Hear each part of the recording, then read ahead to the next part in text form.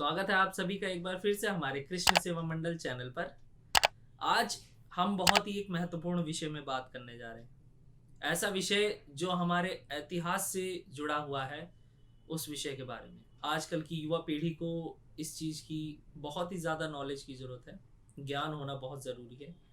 मैं बात कर रहा हूँ ज्ञान वापी का युद्ध, जिसका स्मरण करते ही हमारे मन में आता है जो युद्ध साधुओं और मुगलों के बीच में लड़ा गया था। साधु एक ऐसा शब्द है जिसको हम सुनते हैं तो हमारे मन में एक ऐसी छवि उत्पन्न होती है जिसमें हमें दिखाई देता है एक नदी किनारे या मंदिर के बाहर या कहीं वृक्ष के नीचे बैठा हुआ एक ऐसा व्यक्ति जिसका मन और चित्त दोनों शांत है और सिर्फ प्रभु की पूजा पाठ में लीन है, प्रभु की भक्ति में लीन है। तो किस प्रकार से उस साधु ने एक ऐसे भयंकर युद्ध को लड़ा जिसके पास कोई अस्त्र नहीं, कोई शस्त्र नहीं, वो मुगलों से लड़ बैठा। कैसे हुआ ये सब? चलिए इसी विषय पर आज आगे आपको जानकारी देता हूं।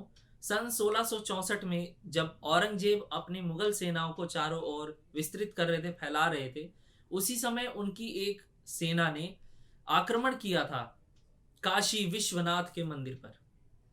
काशी विश्वनाथ मंदिर पर स्थित शिवलिंग की रक्षा के लिए अघोरी एवं नागा साधु वहां पे स्थित थे पहले से। तो जब प्रथम युद्ध हुआ तो इसका नाम था ज्ञान वापी का युद्ध। तो इस युद्ध को दिन रात युद्ध लड़ा गया ये, और इस युद्ध की विजय हुई पहली बार में हमारे नागा साधुओं की। उन्होंने अपने त्रिशूल, कुल्हाड़ी, चक्कू, जो भी उनके पास उस समय पे शस्त्र मौजूद थे, उनसे उन्होंने उन मुगलों को कांटे की टक्कर दी और युद्ध को जीता भी। तो इस युद्ध की चोट से उभरने में 5 वर्ष का वक्त लगा औरंगजेब को। 5 वर्ष के उपरांत औरंगजेब ने दोबारा से उस युद्ध के लिए चुनौती तैयार की हमारे नागा साधुओं के समक्ष, और 5 वर्ष के उपरांत अपनी पूरी सेना लेकर के औरंगजेब ने काशी विश्वनाथ मंदिर पर दोबारा आक्रमण किया, उस पर कब्जा करके उसको मस्जिद बनाने के लिए। तो जब वो आक्रमण उन्होंने किया तो उनकी इतनी विशाल सेना थी कि वो युद्ध हमारे नागा साधु ज्यादा दिन नहीं संभाल पाए, और अंततः युद्ध जब मुगलों के पक्ष में पहुंचने लगा, तब जो वहां के महंत थे, जो मुख्य प्रमुख पुजारी थे वहां के काशी विश्वनाथ मंदिर के, उन्होंने शिवलिंग को गले से अपने लगा करके उठाया उसके स्थान पर से, और काशी विश्वनाथ मंदिर के अंदर स्थित कुएं के अंदर उन्होंने छलांग लगा दी। जब यह हुआ और सारे नागा साधुओं का अंत कर दिया गया काशी विश्वनाथ मंदिर में, तब औरंगजेब ने उस मंदिर के शिखर को तोड़वा करके, केवल शिखर को तोड़वा करके वहां पे गुम्मद को स्थापित किया। इसी प्रकार से औरंगजेब और कई मुगल शासकों ने हमारे कई ऐसे धार्मिक और तीर्थ स्थलों को, पौराणिक तीर्थ स्थलों को, इसी प्रकार से उन्होंने इस्लामिक स्थान बनाया, मुस्लिम स्थान बनाया और मस्जिद वहां पे स्थापित करी।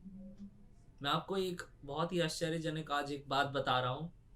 आज के समय में यह जानकारी देना, सामने से जो आज की युवा पीढ़ी है वो इसको मूर्खता समझती है। तो अगर ये मूर्खता ही है तो उस समय पे मूर्खता किसने करी थी? हमारे सदगुरु जी, ईशा फाउंडर जो हैं दक्षिण भारत में हमारे, जिन्होंने आदि योगी मूर्ति की स्थापना करी, उनसे ब्रिटिश के एक पत्रकार ने पूछा था एक बार कि क्या जो योगी आदित्यनाथ जी कर रहे हैं, स्थानों का नामांतरण चेंज किया जा रहा है, मुगल से अपने हिंदुत्व के प्रभाव में वापस ला रहे हैं, क्या वो जरूरी है? तो हमारे सदगुरु जी ने बहुत ही एक प्रसन्नता के उसमें भाव में एक जवाब दिया कि हमारे साथ एक समय ऐसा था जब अंग्रेजों ने भी बुरा व्यवहार किया, बुरा ही नहीं बहुत ही शर्मनाक व्यवहार किया, और एक ऐसा समय था जो मुगलों ने भी किया। तो हर चीज याद रखने योग्य रखी जाए वो जरूरी नहीं है, जो हमारा था वो हमारा है। इसी वार्तालाप के साथ आज आपसे इस विषय पे मैं समापन करता हूं। अगली बार फिर से हम एक नया विषय लेकर के आएंगे और ज्योतिष शास्त्र से जुड़ी एक अहम जानकारी आपको देंगे। तब तक के लिए नमस्कार। और इस वीडियो को अगर आप पसंद करते हैं तो ज़रूर हमारे चैनल को लाइक शेयर एंड सब्सक्राइब जरूर कीजिए। नमस्कार।